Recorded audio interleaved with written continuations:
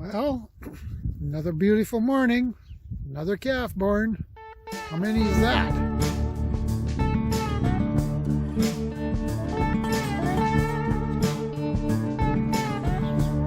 Well, good morning, everyone.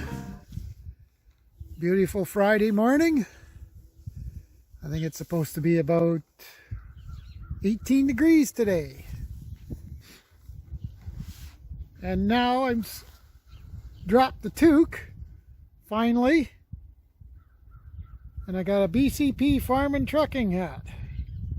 Thank you to BP and CP for giving me this hat. As you've seen in one of our last videos, BP was actually here having a little visit and took time off from his busy schedule to go and look at a bull east of us, and then make a little detour to here to see what this place looked like. So thank you for stopping in, and also for the hat. Now yeah, it's warmed up, spring has sprung, and more calves going on. Only one yesterday, and this is the second one this morning.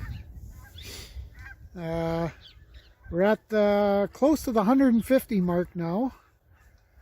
In fact, in the last 12 days, yeah, from the Sunday morning before last, yeah, it was last 12 days we've had just over 100 calves. So yeah, it's been busy. No wonder why I was tired and half sleepy and whatnot. Finally got some sleep here the last couple nights, giving us a bit of a break. So now it's time pens are starting to fill up. This bunker here especially, we got over 40 cows there now, and that's about the max you can have there too. So the next couple days this weekend, we'll take you on that journey. We're gonna do a switch over, take the cattle out of there, send them east. And those yearling heifers are out there. They're going to come back, and they're going to go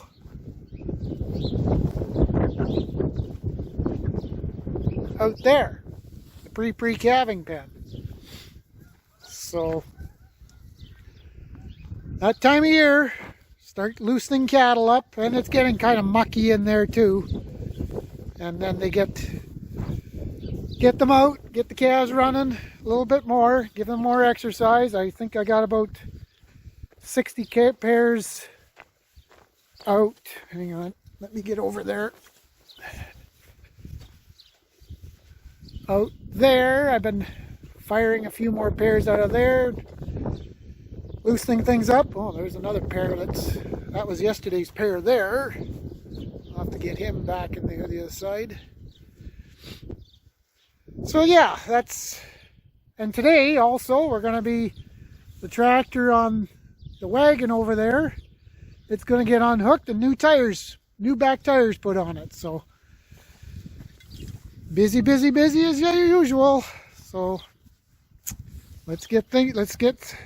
well, first thing I got to do is I got to bed that pen over there, and I should still bed this even though we're moving cattle out, because we're going to still be putting pairs in. So there's bedding to put out and some bale feeders to fill, and still things that got to be done. So let's get going. Well, when I unhooked the wagon, I realized, these rims and tires have got some poo on them and a bunch of dirt. I would think the tire shop boys would appreciate if I cleaned up the tractor here a little bit. And this tractor actually never got washed last year, it got missed. So I might give it a quick little bath, especially at the back end here. So that's what I'm going to do, clean her up a little bit.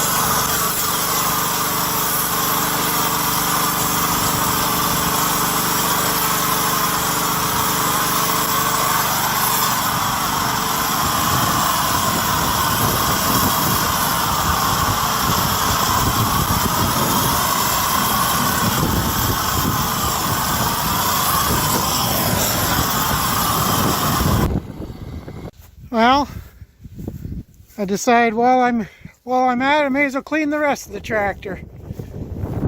So she's looking a little prettier now. A little cleaner at least. Get all that old grease and crap and that off. In case you folks are wondering what kind of soap I was using, there's the stuff. I got that at our local John Deere dealer, Hans Brothers. So they were promoting this stuff, so that's what I did. So far it seemed to be working pretty good. Well, with warm weather comes wind. We got a pretty decent breeze from the south coming in. And I noticed, well, I had to cut the tarp anyways, but it was flopping pretty good. It was ripping on that corner over there. So I got thinking, well, I got these cutouts from the tires when we used to invert tractor tires to make feeders out of them. I'll throw some of them up on this side. That side seems to be pretty good. And I think I'll just throw some on that side just to kind of keep things from ripping any more than what they are. That's just never ending. And another thing we just realized today, or I just realized, it's our nephew Xander's graduation day from the, what is it? U.S. Marine Corps. From the U.S. Marine Corps. And then this from here he goes to Camp Pendleton to do more training. For more training. This was basic boot camp. This is basic boot camp. Yeah. San Diego, California. Yeah. His mother's there with, and also his brother, and my other sister and her family's also there. Just us and mom and dad can't go. And here is his platoon. See if we can see him.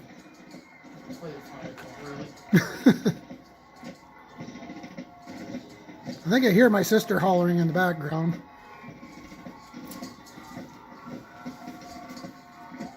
No, I couldn't. Oh, I think he's up. No, well, we're getting her done. Changing out the old Goodyears for Firestones.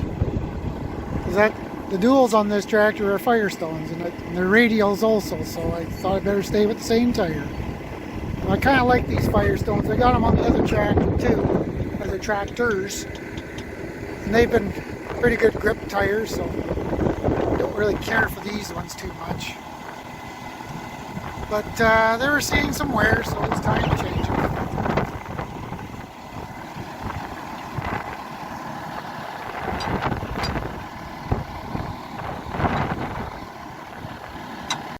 Well, in the last hour, that one calved.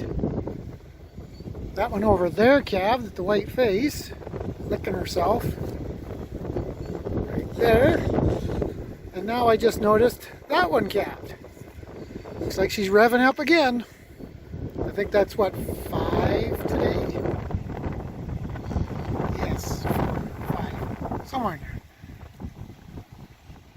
Good thing it's a nice day. And they calved under. Well, pardon the dirty windows, but it's windier and snot outside, so I thought I'd better do it while I'm inside of a cab. We had a bit of a snag. This tire here, they got the one tire on, no problem. But the other tire, this one here, they can't change it because it has beet juice in it. Most tires, for those of you that don't know, have a fluid in the back tires to, I guess, weight them down so they don't spin for field work, and in our case here, loader work, keeps the hind end down.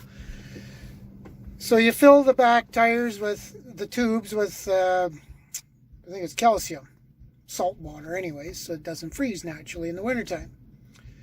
But some people, if you're in sugar beet country where you got a lot of sugar beets, there's a byproduct called beet juice, and that's also used for weighting down tractors and putting it in tires like that. So that's what's happened with this one here. That tractor did come from Altona, so it come from sugar beet country. So, and they can't pump it out with this truck. They have to bring a different pump out, and you can't mix it with the calcium anyways. It's not a good idea. It's a very thick product, and their pumps can't do it. So they have to bring a special pump, and that won't be till Monday. So, and I got thinking, I was considering taking that tractor off the wagon anyways, because it's almost time to do some field work. In our case, leveling molehills and fertilizing alfalfa fields. So I'm thinking I'm going to put this tractor on the wagon, unhook the bale processor. For all we need the bale processor for now, I could hook onto it with the front wheel assist when we need it. It's the tractor that's probably the most free right now, other than doing loader work. So I was thinking of doing it anyways. Let's just speed up the process. We'll just unhook now. While everything's unhooked, we may as well, or while the wagon is unhooked, we may as well unhook the shredder here and hook this tractor to do some musical tractors here. So that's what we'll do. Well, good afternoon. It's the next day, and Luke's here to help us out today, and decided to do the shuffle. The yearling heifers, right, this is after lunch. I see they're all laying here. Couldn't get them any closer to gathering them up. So we'll get a pail of grain, we'll get them in. These heifers are gonna, like I said yesterday, they're gonna head to the pre-calving pen out there. And then these cow-calf pairs here, which was the young cows, they're gonna go eventually out there. So we got our alley set up here. We decided to go with the panels back here because what we do is, quick rundown, we bring the cow-calf pairs in here first, just so they mother up. And quite often what happens, because we used to put our panel here, but then calves would just jump through the thing and then be running around the yard and it would cause more problems. So I decided this year, let's put the panels back further. And then that way, if the calves jump out, they can jump back in, not a problem. They're not traversing the yard. So, okay, let's see if we can get lucky and get those heifers in for starters.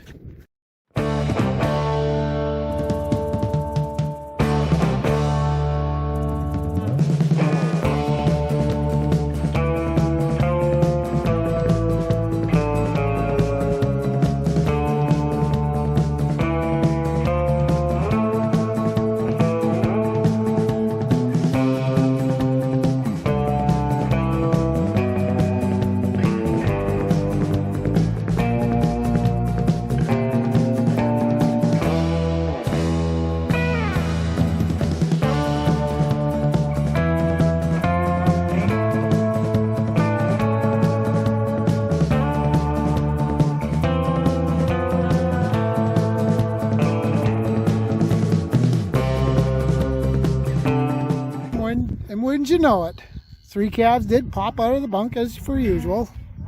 That's why I put the panels back here. They'll get back in. Okay, we're going to let these settle down. We're going to set things up so these cattle have access to hay, and gotta get some more bunk or some more tires or troughs out for them silage. So I guess that's what we'll do while they settle into place. Well, wouldn't you know it, things cannot go totally smoothly. on a day like today, even on a beautiful day. This cow doesn't seem to want to get up. She hasn't calved yet, nor is she calving. But I can't seem to get her up. I'm thinking we've had this problem before. Could be milk fever, which is basically it's a calcium deficiency, and they just get down, they can't get up. So the vet's been called, and generally what they do is they put calcium product, I guess, in her vein, in her jugular vein, and it's just a simple thing. But of course the vet's got to be called. There, we got them moved without too much hassle. A little bit of hassle there getting them started from the barn, but I can't let them out just yet. They go out there. But I forgot there's a gate open at the road over there where we go in for feed. So I guess I better go close that before I turn them out. One bottle. Okay, we got the vet here. We got the cow tied up, and she's gonna throw some, what is it called? We're giving her some CalMag Plus. CalMag Plus. It's basically a calcium jolt, I guess you'd call it. I'm going to put it right in the jugular. As long as this vet can hit the jugular. Well, well, I'm sure you can do it. Thanks, Michael. Your confidence is... Oh, yeah. Okay, you're going to have to hold that up when I get her in. Yeah. Okay. Maybe zoom.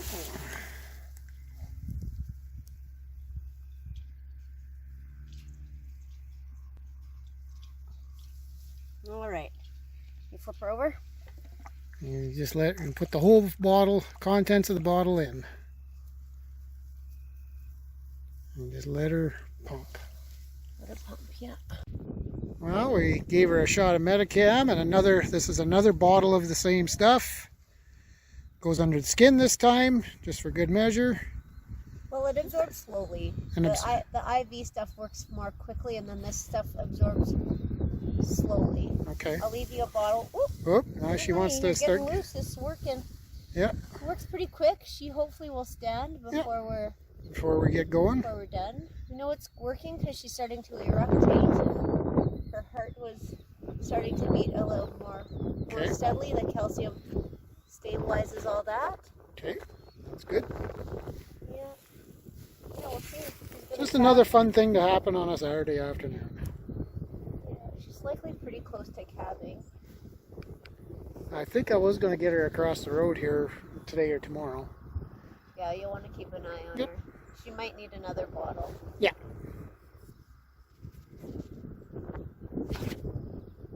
Girl.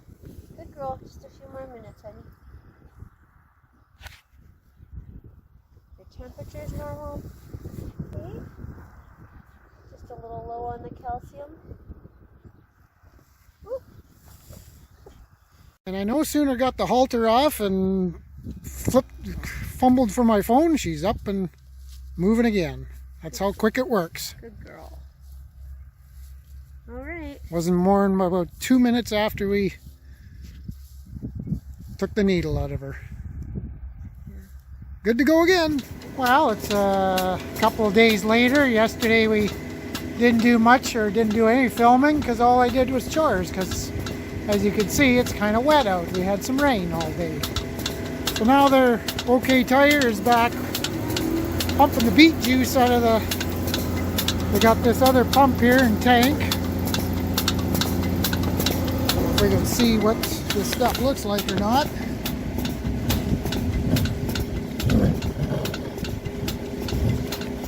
Am I screwing you up here?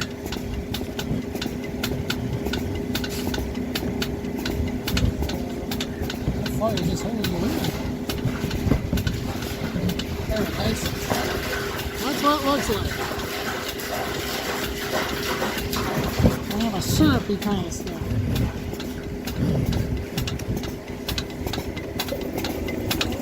A different pump. Of course, tank. So that's what it takes to get this stuff out of here. And get that other tire put back on. Well, this is some of that beet juice that hang on, I'll get out, not so noisy. Get out that beet juice there. It's kind of, it does have an oily feel to it. That's why she's thick. Well, everybody seems to be settled in here now. I know it's a couple days later, but everybody settled into place. Nice, dry, and get a little more exercise now. So it's nice to see. So on that note, I think we'll call this another video. Thanks for watching. Oh, shout out to OK Tire for getting the tires on the tractor, even though they had a little hiccup. And to Dr. Carla from Veterinary Animal Hospital. Yeah, we had another weekend of visiting her once or twice. And so, one of those necessary things again. So, like, comment, subscribe. I'll see you in the next one. Well, yesterday while it was raining all day, there wasn't really much for calving going on, just this one. But at 4 o'clock, she decided to put out her water bag, and I was feeding cows, and she wasn't doing anything. Finally went home for supper. Come back at 7 o'clock. Watched on the camera. She's not doing nothing. Not doing anything. So we decided to intervene. Well, she didn't seem to want to. Couldn't seem to put the puller on her. Started jacking, and the calf wasn't coming. Didn't seem to want to come. So I says, "That's it. We're going to Vert." Off to the Veterinary Animal Hospital. Dr. Carla was on call, and we were able to pull the calf. There was no cesarean. I think she wasn't quite dilated. Her cervix was maybe just wasn't quite dilated, but that is a big calf. I think she was letting us know she was in trouble. Sometimes a cow will do that. So she's mothering it good. The calf is, I think Dad got home about 10 o'clock at night. And he got the calf sucking with our other maternity pen here in the hot box, or in the hot pens here. This is where we're at right now. So we got him sucking on here.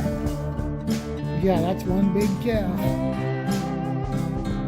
I don't think she would have had quite on her own. Yeah, it was a good thing we intervened, and a good thing I went to the vet.